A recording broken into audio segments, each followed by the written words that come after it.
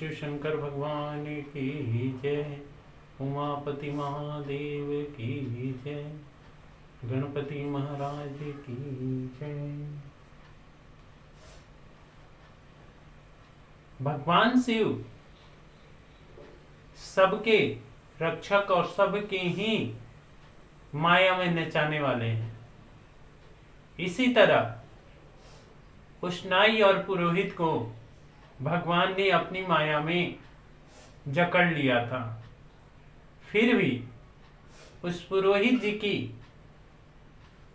इतनी महिमा थी कि उन्होंने भगवान की महिमा को जानते हुए, उसको सर्वोपरि मानते हुए, उन्होंने हिमांचल से उनके बारात की बखान करते हुए इस प्रकार कहा कि हे हिमांचल, इस संसार में केवल भगवान शिव ही हैं जो माता गिरजा जी से विवाह करने के लिए बने हुए हैं। इसलिए आप सभी चीजों को छोड़कर सिर्फ भगवान सदाशिव से ही गिरजा जी का विवाह कीजिए।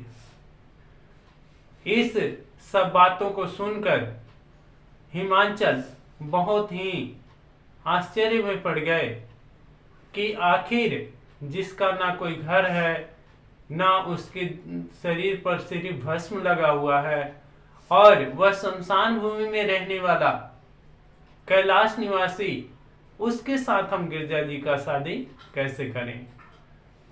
इस पर सभी उनके बूढ़ों ने और उनकी प्रजाओं ने तरह तरह की बातें कहकर और हिमांचल का मन भटका दिया।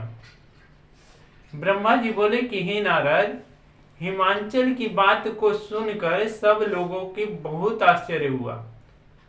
उन में से किसी ने राय दिया कि शिवजी के विवाह करना सर्वथा उचित है, और किसी ने कहा कि यह उचित नहीं है। अंत में बहुत कुछ सोच विचार करने के उपरांत बुद्धिमान विद्वान पुरुषों ने कहा कि हे हिमांचल, आप शिवजी को एक पत्र लिखिए और एक अच्छी सी बारात सजा कर ले आने के लिए उनसे बोलिए। यदि उन्होंने ऐसा नहीं किया तो गिरजा जी के साथ विवाह नहीं हो सकेगा। यदि वे वास्तव में तपस्वी तथा योगी होंगे तो उनकी आपकी बात को स्वीकार करके श्रेष्ठ बारात सजाकर अवश्य लाएंगे। नारद ने कहा कि बुद्धिमानों की इस बात को सुनकर हिमांचल तथा मैना ने स्वीकार कर लिया तथा शिवजी को अच्छी बारात सजाकर लाने के लिए एक पत्र लिख दिया। उसमें यह कहा गया कि आपकी बारात में सभी देवता, ऋषि मुनि, सौनकादिक, शेष जी, ब्रह्मा जी और भगवान विष्णु जी भी आने चाहिए। यदि ये लोग नहीं आते तो गिरजा जी के साथ आपका विवाह नहीं होगा। इस पत्र के साथ लगन की संपूर्ण सामग्री भी हिमांचल ने पुरोहित को पुनः शिवजी के पास भिजवा दिया। तब पुरोहित पुनः कैलाश पर्वत पर पहुंचा तो उसने देखा कि बहुत ही आश्चर्यजनक घटना घटी। शिवजी उनकी मनोभिलाषा को जान गए और वहां पहले से ही देवताओं की सभा जमा रखी है। उस सभा में अन्य कोई संसार में ऐसा नहीं था जो उस सभा में उपस्थित ना हो। जिस समय पुरोहित ने इस सभा को देखा तो उसके आनंद का पारावार नहीं रहा। अस्तुतः उसने प्रसन्न होकर लगन भगवान शिव को चढ़ा दी। उस लगन की संपूर्ण सामग्री को देखकर सभी सभासद अत्यंत प्रसन्न हुए। हिमाचल के समीप लौट आए।